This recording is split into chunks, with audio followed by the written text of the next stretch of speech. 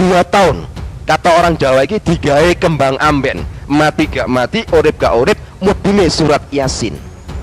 Ya, mudune surat Yasin. Kita melihat sekarang saudara-saudara kita, ketika mereka melihat orang sakit, orang lagi nazah, orang yang lagi sekarat, pasti diturunkan surat Yasin. Jadi surat Yasin dibaca membuat satu pernyataan, lek mati lang mati yo, lek urip lang uripo. Waktu itu juga begitu, karena waktu dibacakan surat Yasin tidak sembuh, malah nazak tidak karu-karuan. Akhirnya Muhammad mengumpulkan seluruh keluarga dan para sahabatnya untuk memberikan doa keselamatan supaya segera hari itu juga nyawanya dicabut. Nah, setelah diturunkan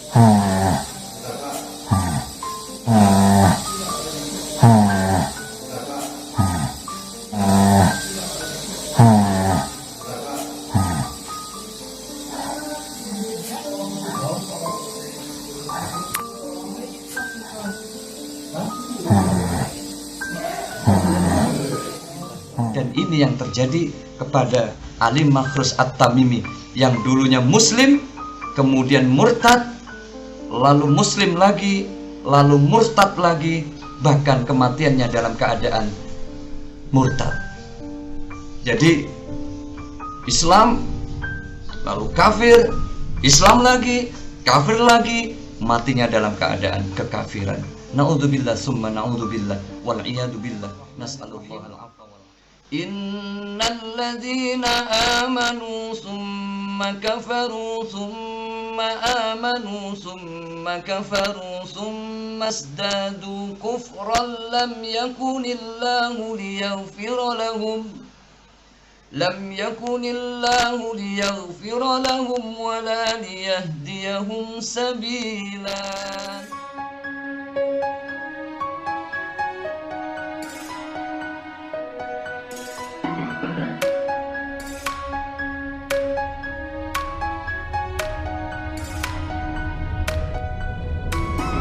Bismillahirrahmanirrahim. Assalamualaikum warahmatullahi wabarakatuh. Hamdan wa salaman wa ba'du. Sahabatku yang dirahmati Allah Subhanahu wa taala, menanggapi video yang saya share beberapa waktu yang lalu, saya mohon maaf yang sebesar-besarnya. Mungkin banyaknya komentar yang ada di video tersebut tidak semuanya saya respon, namun ada beberapa komen yang sangat luar biasa. Dan insya Allah pada malam hari ini ingin saya sampaikan beberapa hal yang menurut saya penting dan sangat berguna buat teman-teman semua. Sahabatku yang dirahmati Allah Subhanahu wa taala, tentang Ali Makhrus At-Tamimi yang beberapa waktu sebelum dia meninggal, sewaktu dia menjadi pendeta, dia mengatakan atau menceritakan tentang air Zam-Zam yang ada di Makkah.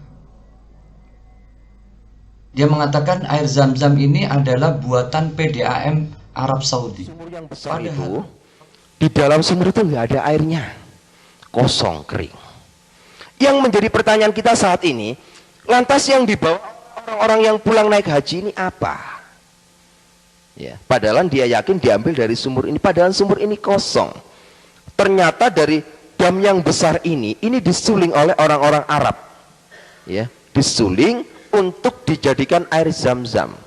Jadi sebenarnya yang dibawa oleh orang-orang pulang dari Mekah masuk ke Indonesia ini bukan air Zam-Zam yang ada di dalam sumur ini, tapi yang benar adalah air Zam-Zam made in PDAM Arabia.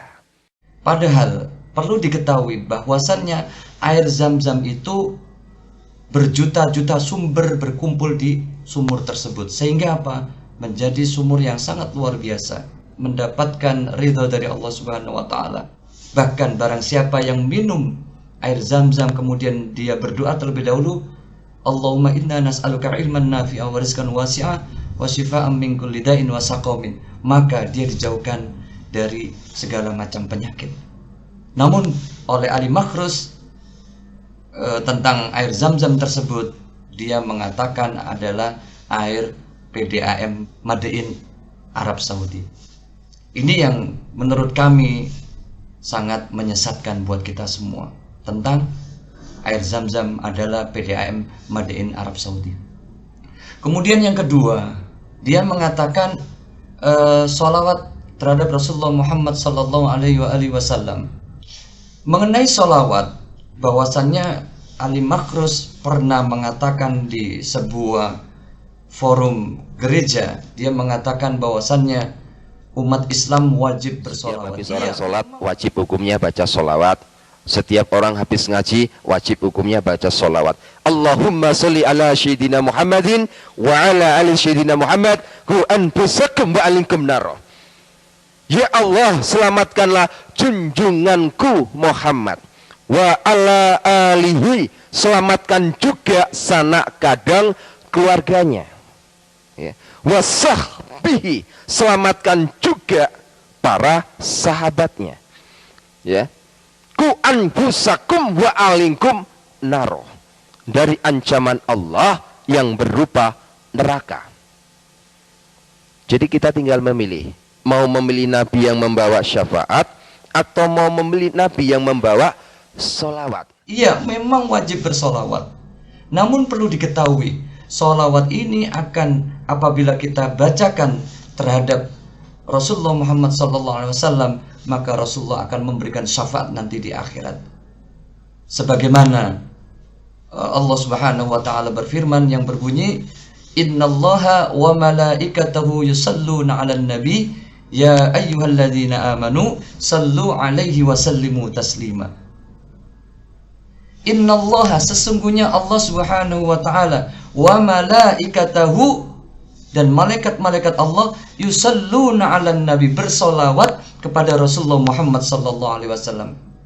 Ya ayyuhalladzina amanu, hai orang-orang yang beriman, sallu, bersolawatlah kamu kepada Rasulullah, alaihi wasallimu taslima, agar kamu mendapatkan keselamatan, mendapatkan kesejahteraan.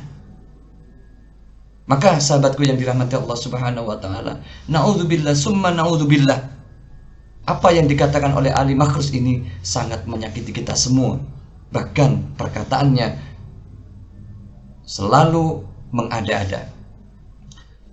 Kemudian yang berikutnya adalah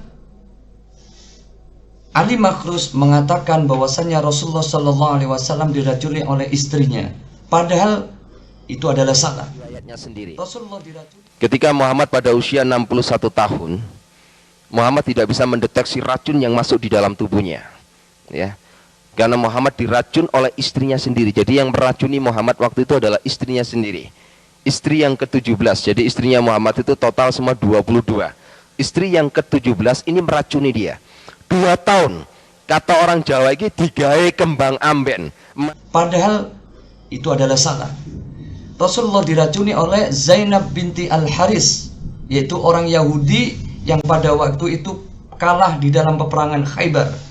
Lalu Zainab ini merasa dendam terhadap Rasulullah Muhammad SAW dan juga para sahabat-sahabatnya Rasulullah SAW. Ketika itu Zainab datang kepada sahabat-sahabatnya Rasulullah untuk menawarkan diri, memberikan atau membuatkan masakan berupa domba.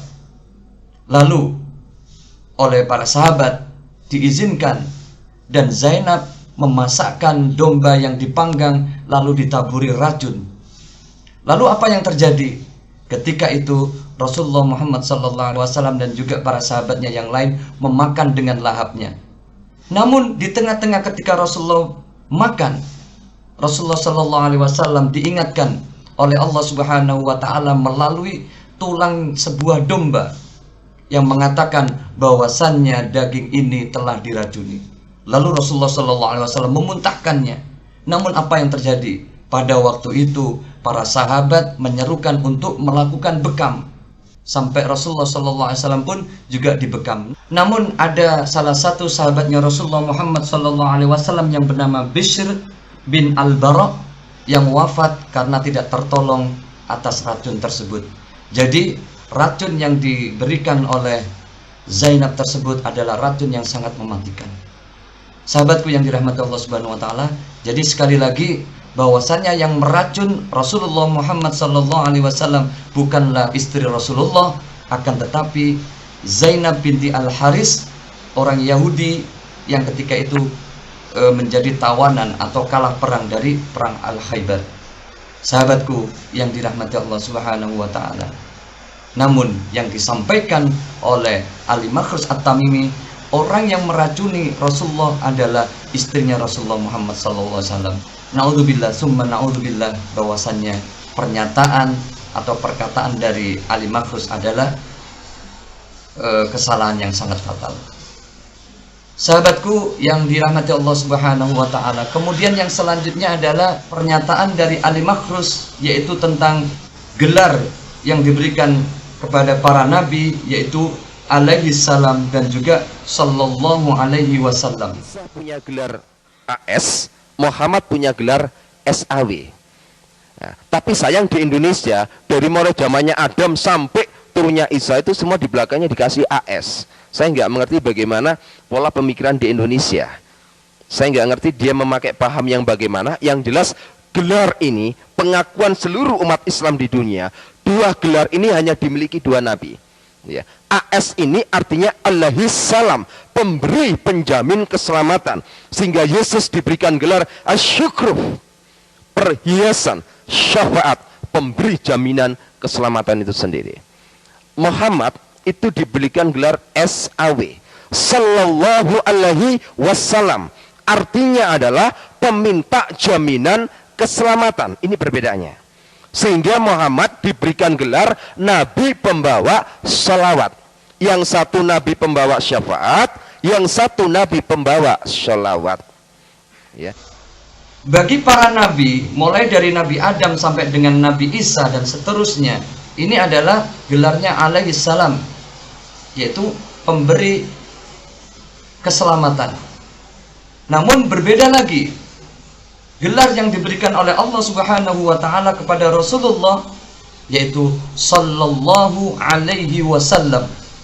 Sebagaimana tadi yang saya sampaikan, karena Rasulullah sallallahu alaihi wasallam akan memberikan keselamatan dan juga kesejahteraan, bahkan syafaat nanti di akhirat, maka kita sebagai umat Islam, orang muslim, dianjurkan untuk memperbanyak sholawat. Bahkan Allah dan juga malaikat-malaikat Allah pun bersolat kepada Rasulullah Muhammad sallallahu alaihi wasallam. Jadi mohon maaf buat sahabat-sahabatku yang berkomentar yang mungkin miring buat saya, dan juga buat teman-teman yang komentar lainnya. Banyaklah berpikir untuk memberikan kebenaran. Jangan sampai kemudian kita mengikuti sesuatu hal yang salah. Nabi Isa alaihi salam, Rasulullah Muhammad sallallahu alaihi wasallam. Sekali lagi, kalau nabi selain Rasulullah diberikan gelar alaihi salam, pemberi keselamatan. Dan khusus Rasulullah Muhammad sallallahu alaihi wasallam, yaitu sallallahu alaihi wasallam. Jadi sekali lagi sedikit saya luruskan bahwasannya nabi-nabi yang diperintahkan oleh Allah Subhanahu wa taala selain Rasulullah Muhammad, yaitu gelarnya adalah alaihi salam. Kemudian khusus untuk Rasulullah Muhammad sallallahu alaihi wasallam adalah sallallahu alaihi wasallam. Sahabatku yang dirahmati Allah Subhanahu wa taala, yang selanjutnya yaitu menanggapi kesalahan yang sangat fatal. Asbabun nuzul surah Yasin bukanlah diturunkan ketika Rasulullah SAW dalam keadaan sakit. Akan tetapi kata orang Jawa ini digawe kembang amben, mati gak mati, urip gak urip, mudune surat Yasin. Ya. Mudune surat Yasin. Kita melihat sekarang saudara-saudara kita, ketika mereka melihat orang sakit, orang lagi nazah, orang yang lagi sekarat, pasti diturunkan surat Yasin. Jadi surat Yasin dibaca membuat satu pernyataan, lek mati lang mati yo, lek urip lang uripo. Waktu itu juga begitu, karena waktu dibacakan surat Yasin tidak sembuh, malah nazak tidak karu-karuan. Akhirnya Muhammad mengumpulkan seluruh keluarga dan para sahabatnya untuk memberikan doa keselamatan supaya segera hari itu juga nyawanya dicabut. Akan tetapi surah Yasin ini diturunkan oleh Allah Subhanahu wa taala ketika Rasulullah sallallahu alaihi wasallam mendapatkan ujian, yaitu banyaknya orang kafir Quraisy yang tidak percaya bahwasannya Rasulullah sallallahu alaihi wasallam adalah utusan Allah yang terakhir.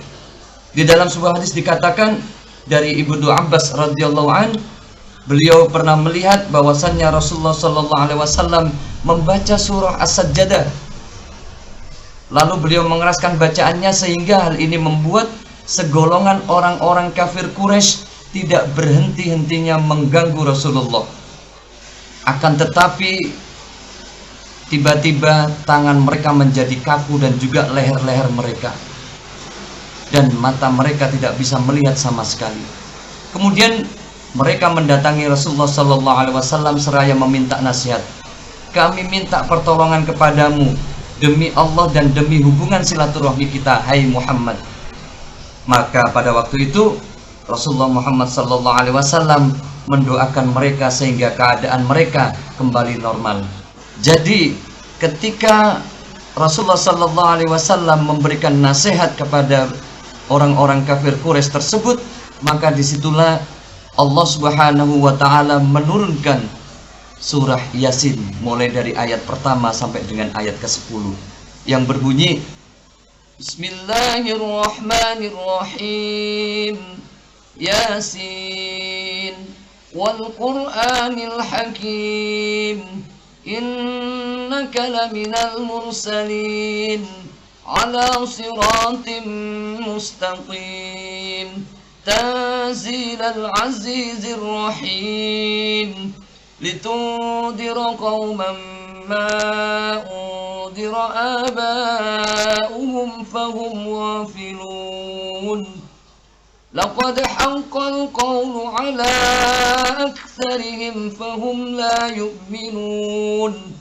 inna ja'alna fi a'naqihim aghlalan fayya ilal adhqani fahum muqmahun, وجعلنا من بين أيديهم سدا ومن خلفهم سدا فأغشيناهم فهم لا يبصرون, وسواء عليهم أأنذرتهم أم لم تنذرهم لا يؤمنون.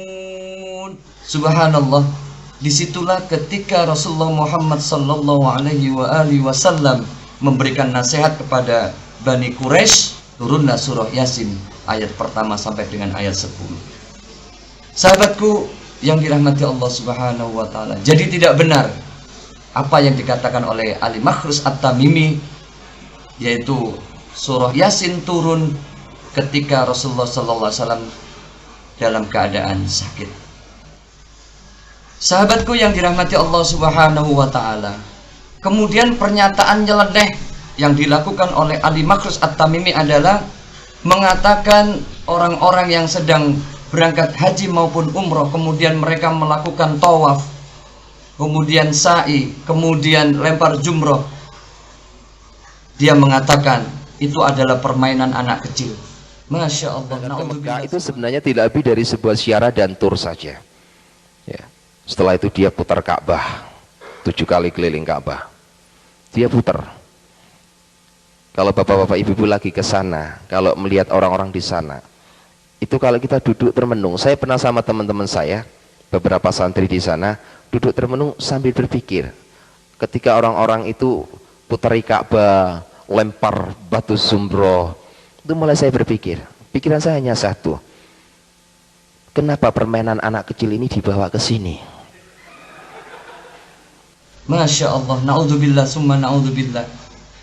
Bahwasannya rukun dan sunnahnya ketika orang melaksanakan haji ataupun umroh, yaitu melakukan tawaf, melakukan sa'i, kemudian lempar jumroh ketika haji, perintah dari Allah Subhanahu wa ta'ala, yaitu kepada Nabiullah Ibrahim alaihissalam, kemudian dilanjutkan ajaran Rasulullah Muhammad sallallahu alaihi wasallam. Jadi mohon maaf apa yang dikatakan oleh Ali Makhrus At-Tamimi adalah perkataan atau penjelasan yang betul-betul mengada-ada. Jadi janganlah ketika kita berislam kemudian kita menjelek-jelekkan agama lain. Begitu sebaliknya, buat sahabat-sahabatku yang non-muslim, jangan sekali-kali mencemarkan nama baik Islam, menjelek-jelekkan Islam, menjelek-jelekkan Rasulullah, mencela Rasulullah, menjelek-jelekkan Allah Subhanahu wa Ta'ala. Saya pribadi banyak sekali sahabat-sahabat yang non-muslim, tapi tidak terjadi apa-apa karena mereka bersahabat dengan kita. Namun buat teman-temanku semua yang mungkin menonton video ini, monggo yang non-muslim, beragamalah dengan baik dan jangan sampai menjelek-jelekkan agama lainnya. Sahabatku yang dirahmati Allah Subhanahu wa Ta'ala, yang terakhir yang ingin saya sampaikan, Allah Subhanahu wa Ta'ala berfirman di dalam Al-Quran, A'udzu billahi minasyaitonir rajim, Bismillahirrahmanirrahim. Innal ladzina amanu summa kafaru summa amanu summa kafaru summa isdadu kufran lam yakunillahu liyaghfira lahum wala liyahdiyahum sabila. Sesungguhnya orang-orang yang beriman lalu kafir, kemudian beriman lagi, kemudian kafir lagi, lalu bertambah kekafirannya, maka Allah Subhanahu wa Ta'ala tidak akan mengampuni mereka dan tidak pula menunjukkan kepada mereka jalan yang lurus. Na'udzubillah. Dan ini yang terjadi kepada Ali Makhrus At-Tamimi yang dulunya muslim, kemudian murtad, lalu muslim lagi, lalu murtad lagi, bahkan kematiannya dalam keadaan murtad. Jadi Islam lalu kafir, Islam lagi, kafir lagi, matinya dalam keadaan kekafiran. Na'udzubillah summa na'udzubillah wal iyadu billah, nas'alullahal afwa wal afiyah. Sahabatku yang dirahmati Allah Subhanahu wa Ta'ala, mudah-mudahan kita semua diberikan oleh Allah Subhanahu wa Ta'ala keselamatan, kesehatan, diberikan rahmat, taufik, hidayah serta inayahnya, dan mudah-mudahan Allah Subhanahu wa Ta'ala tetap memberikan kepada kita kuat iman kita, kuat Islam kita, dan mudah-mudahan kita semuanya seandainya dipanggil oleh Allah Subhanahu wa Ta'ala, mudah-mudahan dipanggil dalam keadaan husnul khotimah. Demikian, wallahul muwaffiq ila aqwamit thoriq, ihdinas siratal mustaqim. Assalamualaikum warahmatullahi wabarakatuh.